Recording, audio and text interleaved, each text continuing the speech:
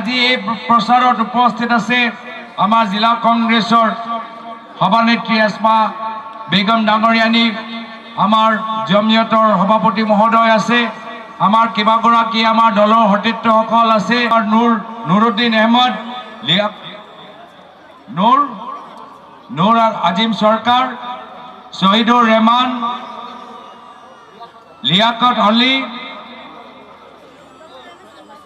আৰু doctor MS উল্লাহ, গোটেইবোৰ আমি দেখিছোঁ একে মঞ্চত।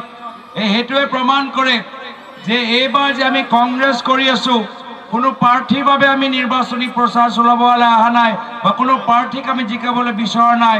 আমি সকলোৱে যদি আজি তাৰিখত কংগ্ৰেছ কৰি আছোঁ, কংগ্ৰেছ কৰাৰ উদ্দেশ্য হ'ল যে অসমখন উদ্ধাৰ কৰা, কংগ্ৰেছ কৰাৰ উদ্দেশ্য হ'ল যে ভূমিহীন মানুহক ভূমি প্ৰদান কৰা,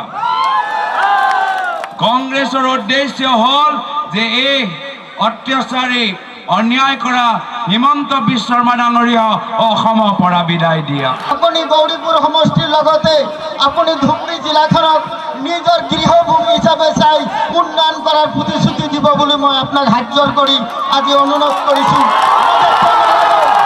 নামনি অসম আজিৰ দিনত এইখন চৰকাৰত অৱহেলিত, নিষ্পেষিত, নিপীড়িত, বঞ্চিত আমাৰ কোনো স্থান নাই। আমাক অত্যাচাৰৰ ওপৰত অত্যাচাৰ কৰিছে। আমি ভাবোঁ আমাৰ কাৰণে আপোনাৰ ইয়াত আবিৰ্ভাৱ হৈছে, আপোনাৰ আবিৰ্ভাৱে আমাক হয়তো অহা দিনত সুপ্ৰতিষ্ঠিত কৰিব, আমি শান্তিত থাকিম।